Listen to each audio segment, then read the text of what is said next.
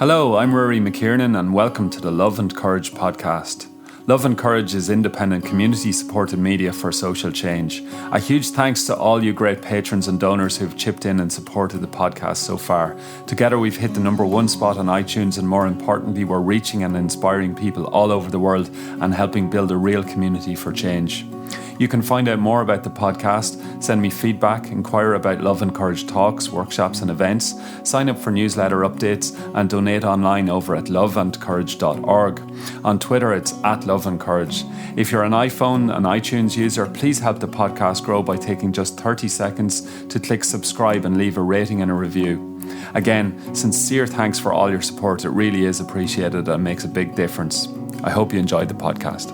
I believe, particularly on this issue of climate change, we're the first generation to fully understand what's happening, and we're the last generation to be able to do something in time.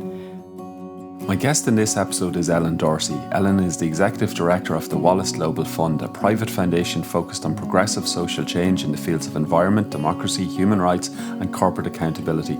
It was set up by Henry A. Wallace, a former visionary Vice President of the United States who championed what he called the common man in the struggle to prevent financial elites' attempts to control politics and the planet's resources.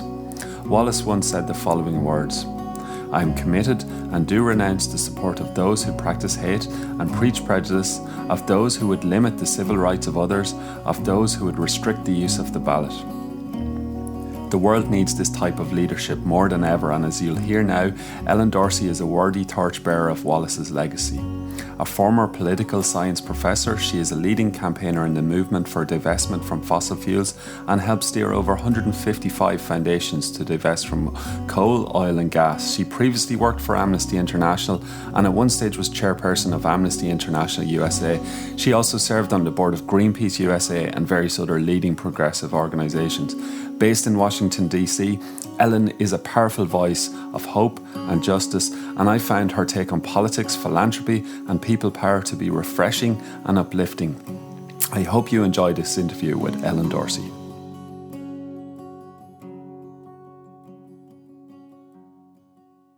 Ellen, you're very welcome to the podcast. How has your trip to Ireland been the last few days?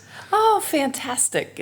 I've had the pleasure of coming to Ireland several times before, and my family, my ancestors hail from Wicklow, so spent some time over the weekend going through Wicklow and Glendalough and enjoying the beautiful country. Great. And how much do you know about those ancestors? A little. Truthfully, just a little. And we're learning more. Actually, this is the summer of ancestry for my family. We're going to do as much digging as we can through the history of our family, but we're Darcys and Kavanaghs from Wicklow. Excellent. And you have your daughter with you as well, so that's obviously an important thing to kind of look at that family connection together.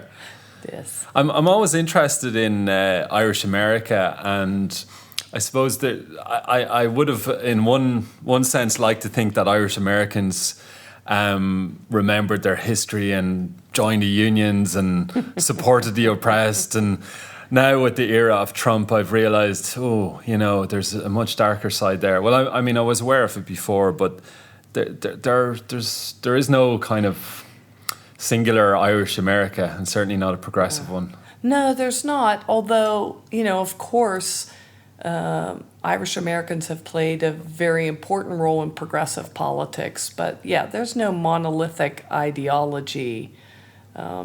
I think a lot of the Irish American history was very working class, and working class politics are not monolithic. That's true. And what about your own background growing up? How aware were you or your family, your parents, of their heritage or background ancestry? Was that a factor? What influences came to bear in your family? It's a good question. I'm one of 4 girls, 4 daughters. My great-grandfather emigrated from Ireland. We had a very strong Irish-American identity culturally. Not so much historically or politically. In fact, my family was pretty conservative politically. And I came to my politics through my own personal journey, not through the politics of my family. Although, ironically, I have a uncle who's a Catholic priest, and he was very active politically, more than I knew growing up. And it was only when I became more of an adult activist that I came to learn about my uncle's own activism.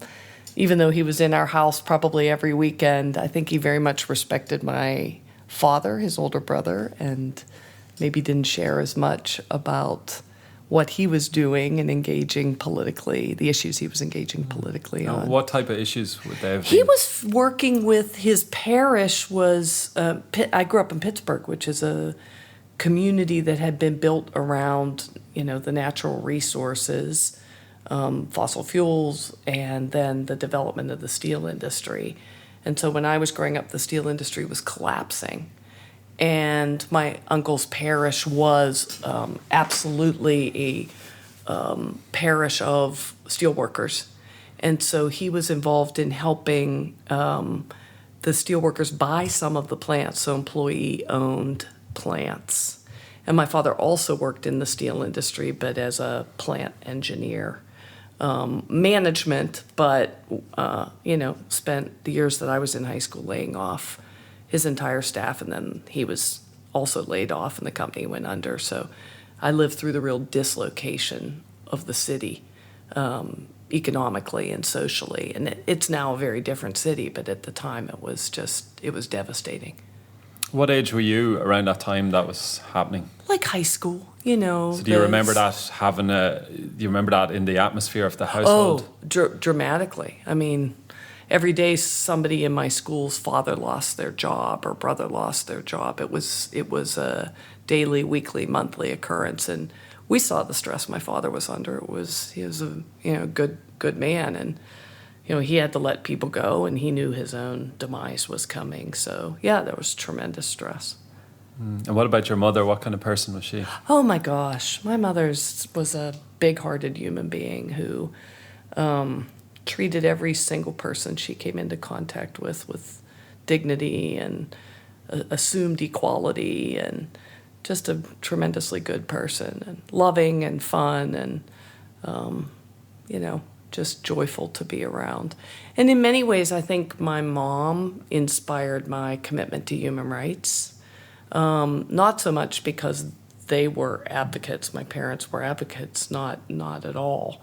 But I just saw her live it. She treated everybody as equals in every interaction, every single day. And that was just very inspiring to me. And obviously she acted out her values, but did she articulate her values? Was there any religious element or any philosophy? Did they try and disseminate that type of thinking? Oh, well, I went all through Catholic school. We were raised as traditional Catholics. And my mother was an activist she was an anti-abortion activist. And not radical, she would never support radical tactics like going to abortion clinics or whatever. But, she was deeply committed to her Catholicism. And in some ways, I think that inspired me to question Catholicism and our values, and chart my own. And what kind of teenager were you then, say, as a 15-year-old? What was young Ellen up to in the community? Awkward. Deeply awkward, I think. I'm the youngest of the 4 girls, and my sisters were all, good students and well respected in our school, and I was a little bit of a rebel, and the rebellion probably just took awkward forms at that age as I was sorting myself out. And it really wasn't until I was a little bit later in my teens that I came into my own political consciousness and started to chart my own course. And then I was doing things that probably were hard for my parents to grapple with. I always warned them before I would get arrested that it was coming and they might see me on the news. And And were those particular causes, campaigns, or issues? Yeah, I mean, I first got politically active around U.S. foreign policy. During my years, I'm old, and during my years... Old is relative. It is. I think I first got involved around U.S. policy towards Central America and the kind of Cold War colonialism that we were engaged in, where we were supporting very repressive regimes around the world and pouring military aid into places like El Salvador, which were, tiny countries that were massively militarized. And so I got very involved initially in American foreign policy from Central America to South Africa. And then it was only through that I began to have a lens, a more progressive lens, to look at our own society and how our economy required those kind of interventions, how the economy produced an inequality that just had our own domestic human rights issues. So I started out as a human rights activist thinking human rights was an international issue, and then came to understand how it's a global issue and had real implications in the United States. And did that inform decisions that you then made to perhaps study or career choices as you went into your 20s? Yes, absolutely. I studied political science, no surprise, and international politics, and always thought, because I didn't know anything better, that maybe I should be a lawyer, and quickly realized that probably wasn't for me.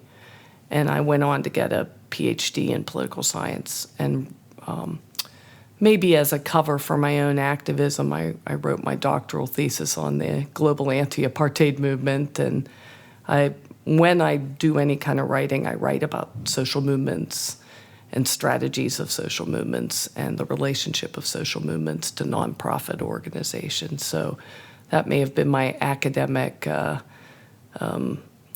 the way that I would use my academics as a way to work out activist issues and how to be effective as an activist. And you mentioned anti-apartheid struggles there. Like South Africa was a big part of your formative years in your career. Can you tell me a bit more about that? Again, I came at it initially as through the filter of U.S. policy, and I didn't learn that through my classes. I didn't learn that even in my academic studies, although I think probably the thing that opened the world up to me the most is I was a debater, and we did research. And the more research I did, it didn't conform with what I had been taught, the value system I'd been raised with, and it forced me to interrogate it. There's a lot to be said for facts, something very contested in my country today. A lot to be said for facts opening your mind, and research really, compelling you to think about your own life and your own values. My time in South Africa, interestingly, I worked on human rights issues, but my time in South Africa started to open the door to understanding environmental issues. And increasingly over time, I've worked really at the nexus of human rights and the environment. And I think that's probably defined the last 25 years of my life, is that kind of nexus. So fascinating journey, I think typical middle-class kid who has their eyes opened up by being thrown out in the world and then coming back and looking at those issues domestically. When you say the nexus of human rights and environmental issues, I think of Mary Robinson, and I'm just curious how much of a role she has been in your work, or because I'm not sure Irish people often, we maybe don't fully understand her role on an international level and how influential she's been. I have tremendous respect for Mary Robinson and the work that she's done. She has always been ahead of the curve, always looking with absolute moral clarity on the issues facing the world, what's driving some of the biggest problems in the world, and standing up and offering a clarion call for justice for the most oppressed, for those that are most impacted by decisions that they have no control over. And so I've had the privilege of meeting Mary, working with her on issues of climate justice, and recently working on issues of energy justice. The world's in the middle of an energy transition. How fast we make that transition away from fossil fuels and to clean, renewable energy will determine the fates of literally millions of people. So the faster we make this transition, it's urgent, it's crucial. But one of the issues that I am fortunate to interact with Mary on is the question of the billion-plus people in the world that don't have access to electricity at all today. And if we make an energy transition, will we make sure that we leave no one behind, that we ensure that the billion-plus have renewable energy, safe, clean, affordable energy as the world makes this transition? So we're actually working on a campaign called Shine to bring and support local communities in adopting decentralized, off-grid, renewable, affordable energy in the parts of the world, Africa, India, et cetera, that access is a huge issue. And Mary has seen this right from the start as an issue of justice. And again, her moral clarity is just something I admire tremendously. I suppose when it comes to moral clarity, she's been very outspoken recently about your new president. I knew you were going to ask about this. Well, Wow. It would be hard not to. Rest assured, it has come up many times on this podcast already. But it did strike me that obviously she's no longer in elected office, so maybe you could argue that she has more freedom to speak. But then the question arises, why do those in elected office in Ireland not feel they have the freedom to speak? So she's been quite forthright in condemning the actions. And I think, I don't know if she's used the word fascism, but she certainly talked about the real threat and risk and used the word bully, which is probably one of the least dramatic terms you could use about President Trump. I'm just wondering what your thoughts are on the president. So on the issue of fascism, I work at a foundation, and our donor was Henry Wallace, who was the vice president under Franklin Delano Roosevelt, the third vice president. 73 years ago, he published a piece in the New York Times talking about the dangers of American fascism. And I'd urge whoever's listening to look that up. Actually, just last week, the chair of my board, his grandson, published a piece contextualizing the Trump presidency in the kind of prescient warnings that his grandfather had published. And talked about this as being an American form of fascism. But let's talk about what that really means. When economic interests take over or merge with the arms of government, take over the democracy, and use the institutions of the government to concentrate power and privilege and wealth. And I think that's been happening actually for decades in the United States. We have an enormous problem of money in the political system, which I think has really weakened, if not reached a point of virtually destroying our democracy. And maybe this moment in our history will compel us to look at the systemic problems that are weakening our democracy. Maybe the Trump moment will help us to say, let's look at what's failing with our economy, what's failing with our government. And there were people that voted for Donald Trump who feel that the system hasn't worked for them, and the system hasn't worked for them. We could argue that there was manipulation and his kind of nationalist, populist rhetoric, and it's truly rhetoric because his policies are not consistent with his rhetoric, resonated with people that are frustrated by a system that's broken. If you think about this last election, the two insurgent candidates were Donald Trump and Bernie Sanders, and with very different policy prescriptions, they both tapped into the frustration that our economic system and our political system are broken. They're not serving society in the way that the majority of the society in the way that they should. So, yes, I think we're in a very scary moment when, government officials that are responsible for protecting our democracy are investigating Donald Trump and are fired because of their investigations. When you see the attacks on the media, it's a frightening moment, but it's also a test of American democracy.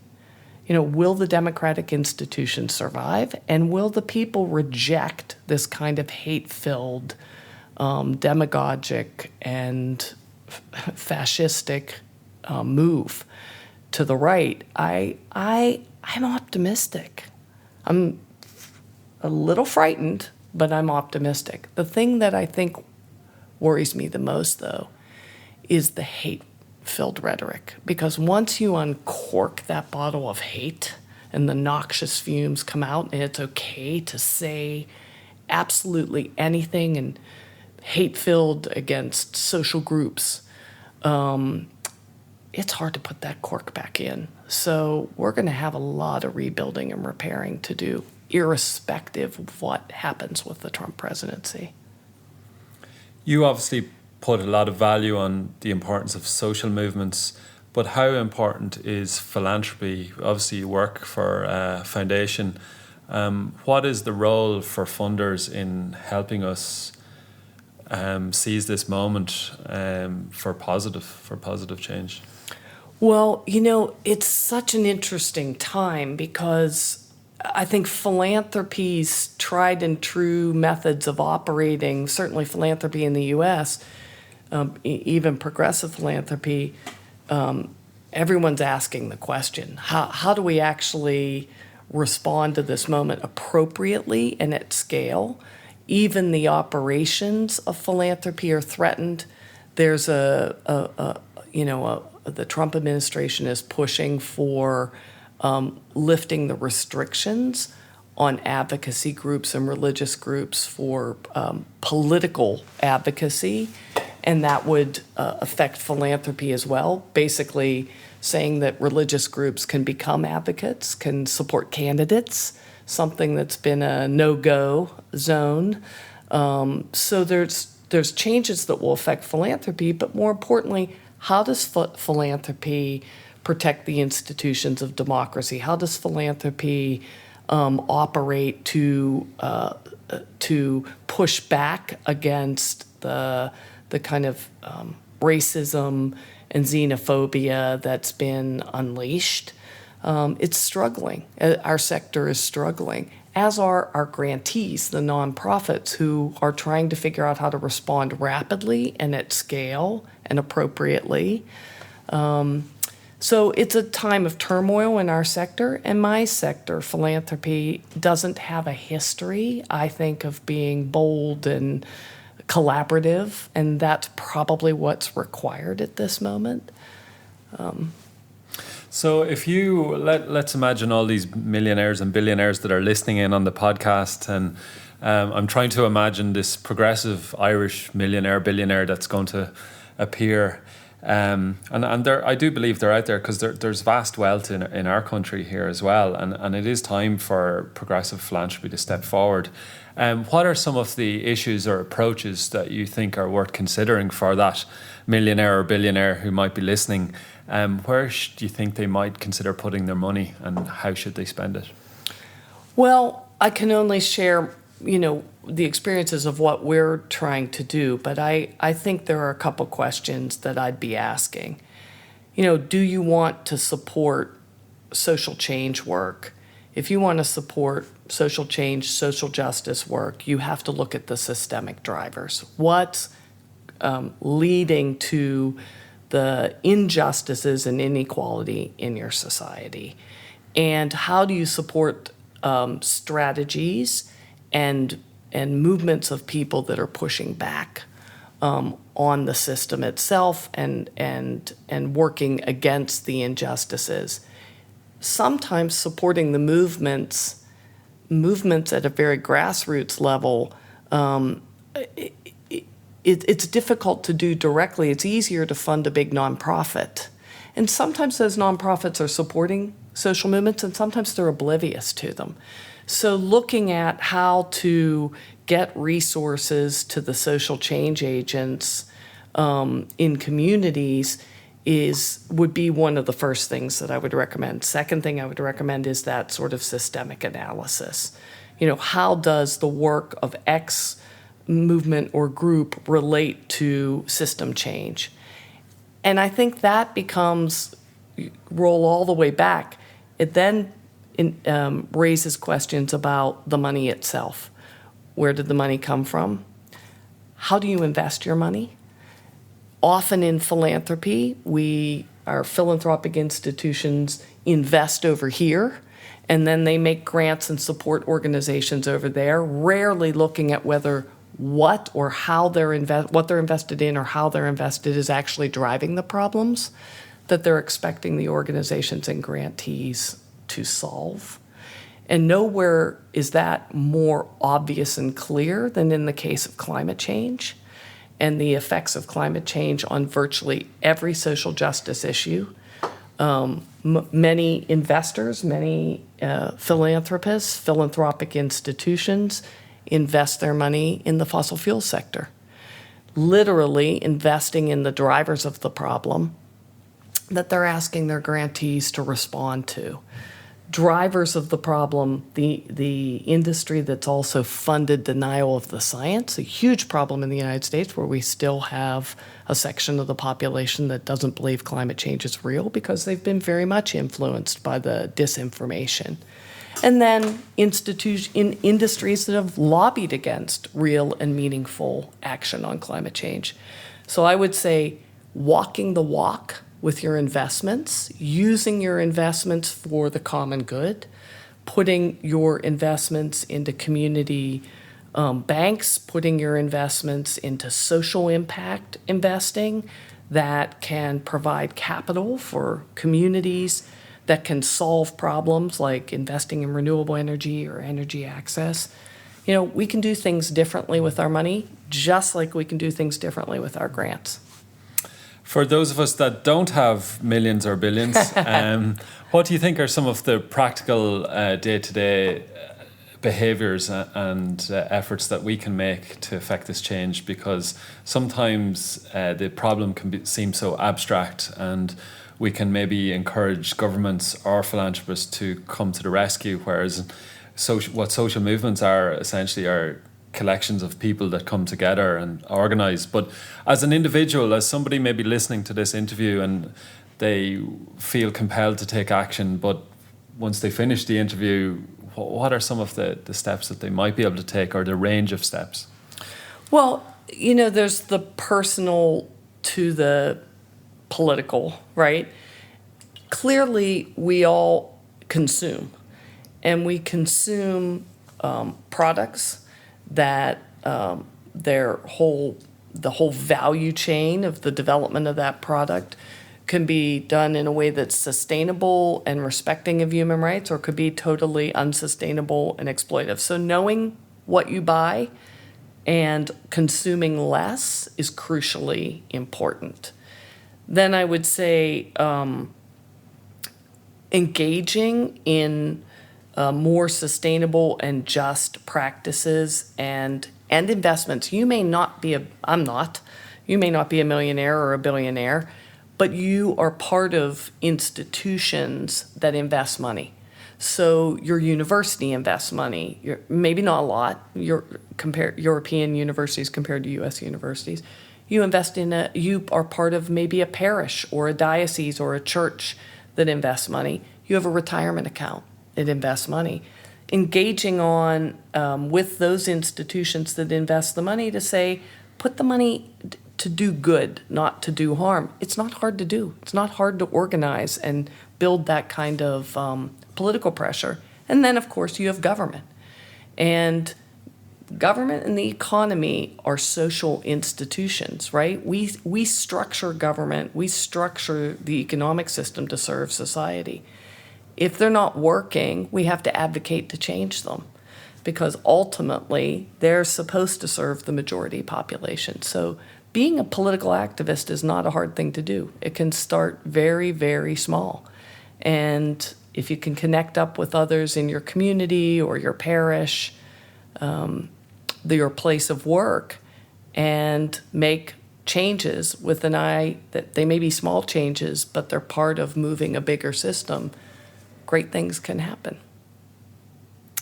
I want to rewind a wee bit, Ellen, to back to the South Africa period and what was to come down, because I'm quite interested in how, what were the steps in your personal journey that led you into this role that you're in now. So, South Africa period, would you have been in your mid to late 20s? Late 20s. Okay, late 20s. So we had kind of, I'm picking up a kind of an awkward, possibly introverted Ellen in her... Not introverted. At 15, no? Never introverted. Okay, never introverted. But awkward, okay. And then she got kind of radicalized, politicized. Then she kind of got into academia. She ended up in South Africa. And what else is going on in your life at that stage? You know, aren't most people's journeys rather random? Oh, absolutely. One experience leads you to the next. A door opens, you walk through it. Sometimes it slams right on your face and you turn around and go in another direction. Often young activists or students say to me, I want to do what you're doing. How do I get there? Like, well, I never would have thought at your age I'd be doing what I'm doing now. Just live a life where you try and be true to yourself and your values, and it'll evolve maybe in ways it's supposed to. Who knows? Talk to me about some of that randomness then. Yeah. So I got a PhD, wasn't sure I wanted to be a professor. I love teaching, I love research, but academia seemed a little too stultifying for me. I came back from South Africa and I was a professor at a university in Atlanta.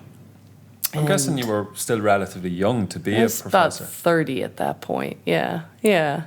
And yeah, it was great. Actually, I love my students there. They were great. And a lot of my graduate students were actually older than I was. And, you know, they kind of forced me to be really relevant to their lives in a way that was great. And I taught human rights and international politics. But I got recruited to work with a foundation that worked with the UN, and I had a big debate. Do I leave academia? I've got like this tenure track, you know, the highly prized tenure thing that you have a lifetime of protection. And so I left and went to work for the foundation because I thought I got to learn more about the world.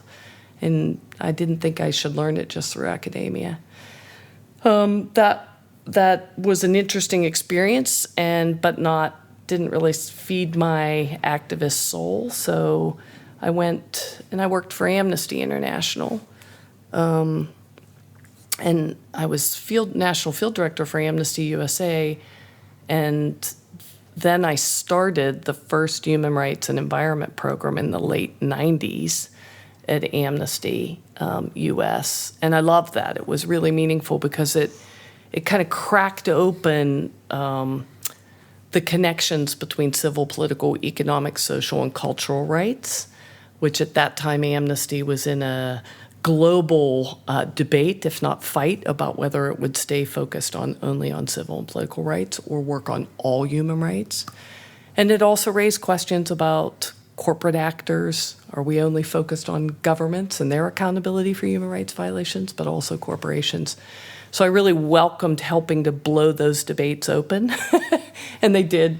They were kind of raging. Have you always been someone that has sought to blow debates wide open, or has that just happened? Is that in your personality? Are you someone that likes to shake it up? Now we're veering into, questions of therapy. No. I think if you're a curious activist and you really want to figure out how to be most efficacious, and you're struggling to think about how to go upstream to the most systemic drivers of the problems you're working on, you almost inevitably come up against deep questions, but more importantly, the sort of bureaucratic, technocratic responses of institutions. Even the most progressive organizations have their own institutionalized ways of operating, that if an instrument of change has to change to respond to change, right? So inevitably you're going to have to blow up some underlying assumptions about why you work the way you do and how you work the way you do. So the question is not whether you're blowing it up for the sake of having a fight, but whether you're blowing it up respectfully to figure out how to be most effective in your fundamental mission. I'd like to think that I'm on the side of blowing it up strategically and respectfully, rather than just for the sake of having the fight.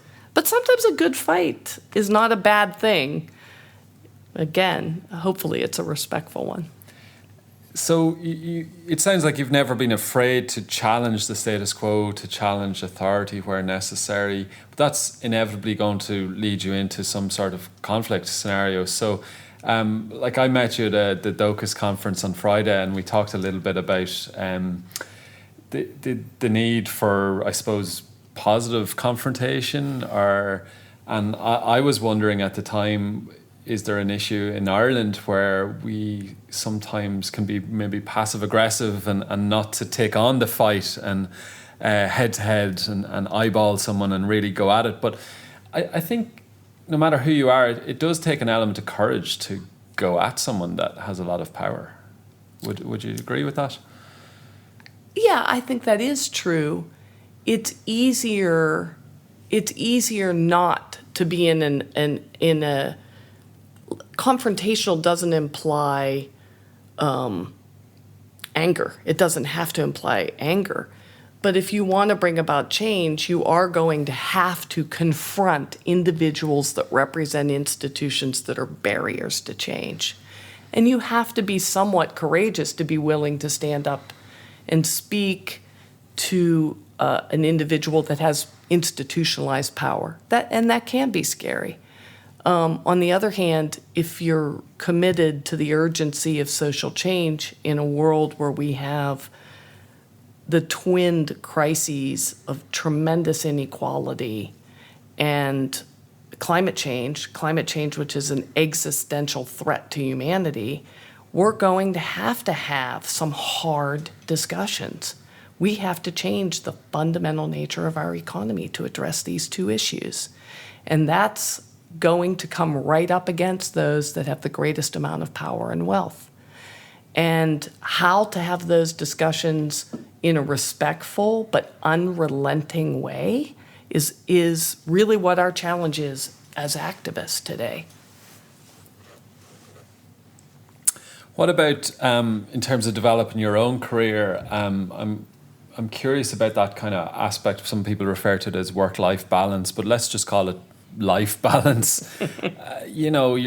That's a lot of activity. That's a lot of work, a lot of career progression in your life. How have you managed to stay grounded, connected to the issues, but also hopeful as well? Because quite often in that level of activity and in the push, the fight, the struggle, quite often burnout comes. Have you had challenges with that in the past? Have you found a secret sauce to keep it all going?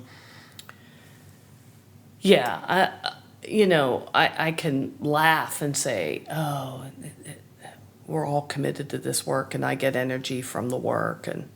But burnout's a very real thing, and it's burnout on two levels.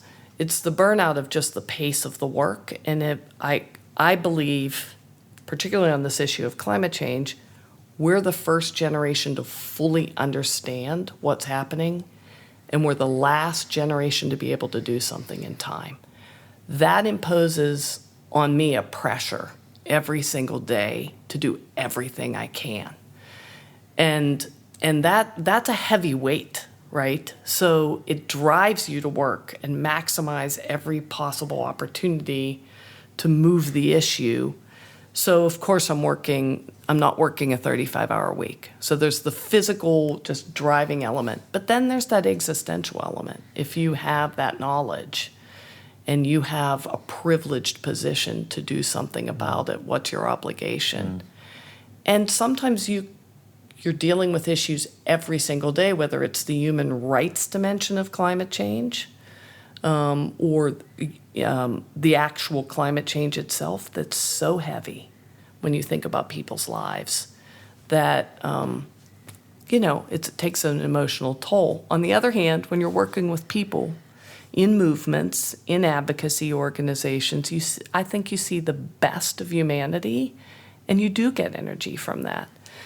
And most importantly, I have my family that helps me, sustains me, and tells me to not take myself so seriously and makes me laugh and dance in the hall. And, if you don't have that, you're going to be self-righteous and burnt out. So they keep me honest. I'm not so important. Aside from family and dancing in the hall, what type of other interests do you do? What feeds the soul?